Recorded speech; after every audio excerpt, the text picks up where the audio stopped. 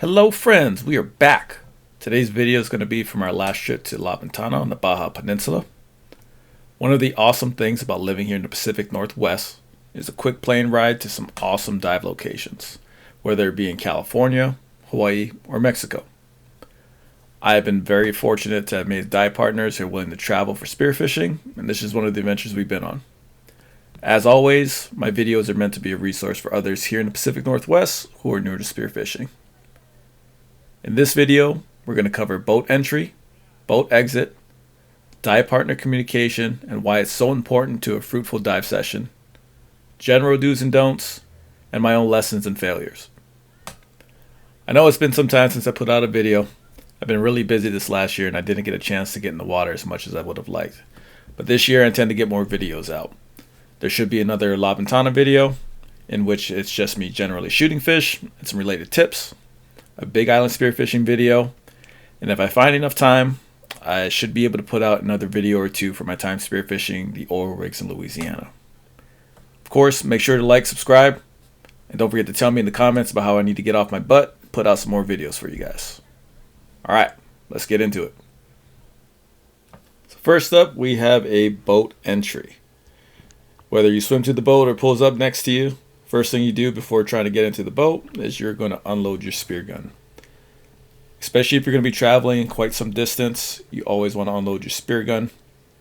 And then when you hand it to the person in the boat, please hand them the butt first. As you see the boat rocking, if you do tip first, there's always that chance to lead to an accident.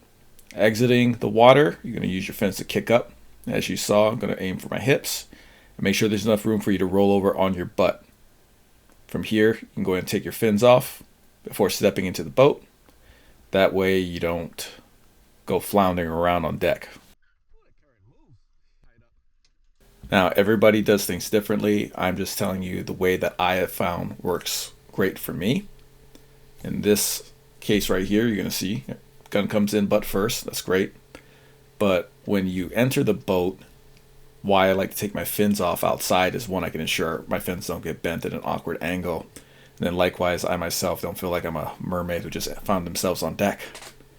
It is a big concern to not break your fins when you're out on a dive trip.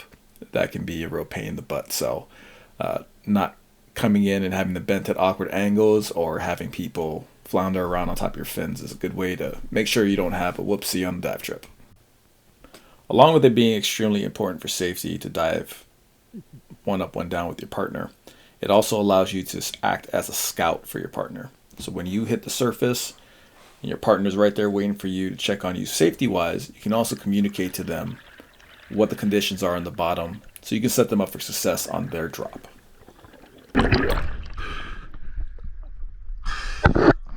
Straight down here, look towards the boat. It's perfect time and the chum's just hitting the bottom. Come more forward. Come more towards me.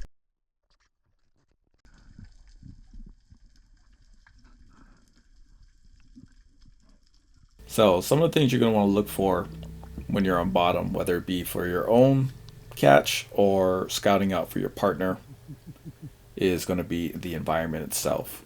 You know, is there good structure? Is there good cover? Is there a good amount of life? In this picture, we're seeing a lot of life. While these particular fish aren't the ones I want, I have found that when you're in a school of fish, it allows the fish you do want to be a bit braver and come in. In this case, looks like good structure, enough life. I saw a particular species that I would have wanted. And when I go up to the surface, I'm going to communicate that to my partner that, hey, this spot is good, and then we know to work it. On the flip side, if there was nothing down there, I say, hey, no good, let's bounce. This primarily comes into effect when you start shooting bigger fish, or if you're doing blue water spearfishing like we're doing a little bit of here. I always prioritize landing the fish that has already been shot, meaning if the fish needs a backup shot, I'm gonna focus on getting a backup shot in more than catching another fish. So in this case, I see a splashing going on around my partner, swinging over to see if they need assistance. I don't even know at this point. And do excuse the view. I assure you the gun was not pointing directly at her. but it does not look good on camera right now. I'm going to swim up to my partner. I'm going to communicate to them that I plan to put in the backup shot. I'm going to wait to be presented with a good backup shot. Ideally, I won't have my safety on.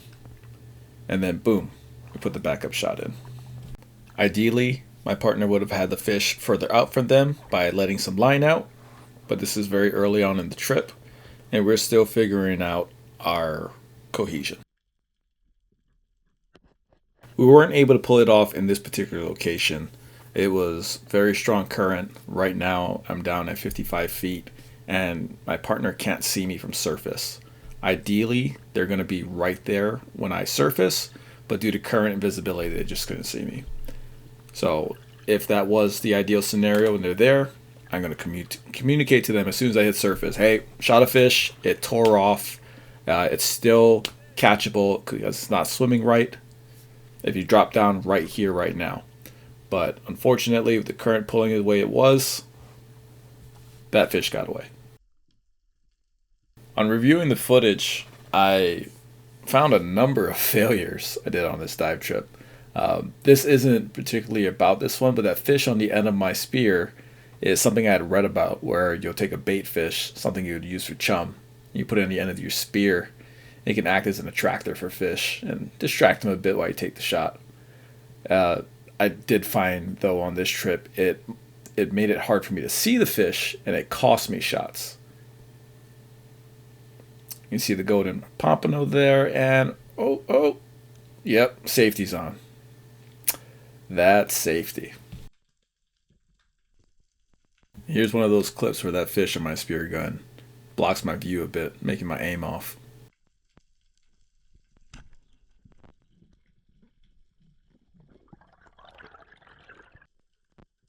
One of the things to keep in mind if you have fish on you while you're on the bottom, whether it be on your gun or on your hip, which I don't recommend putting on your hip, is holes and crevices.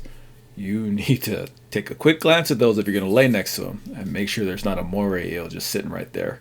Because if you have a fish on your hip and you're about 3 feet away from that hole, he might come over for a bite. On this particular drop, I was waiting for a snapper to come in. He's a bit off there in the distance, but he wasn't interested. So I'm going to go up to the surface. I'm going to communicate that to my partner that there's a nice snapper down there, and they can decide if they want to put in the time and effort, or at least even game plan for it, to be down there long enough, or to scratch rocks, throw chum or something to bring that snapper in. This here is going to be a clip of why this fish is not working for me being at the end of my spear gun. You're going to clearly see that I have the shot for the fish, but I actually can't see it because the fish on my gun is blocking it. Shot, shot, shot, boom. It was all of 2 seconds, but I missed the opportunity because I was trying out something that wasn't working for me. Well, that's it for this video. The next video from the La Ventana trip will have a lot more fish shooting and landing. I swear I landed some fish on this trip. We ate really good. Unfortunately, about 90% of the mahi-mahi footage, I can't seem to find. I don't know what I did with it. It's just missing. Again, while this channel is primarily for people in the Pacific Northwest who are starting off their spearfishing journey, this is where your journey can take you to. La Ventana, the Baja Peninsula in general, and even Hawaii are so readily accessible and relatively cost effective to dive at that you want to work on your skills to get to these places and have a productive dive trip.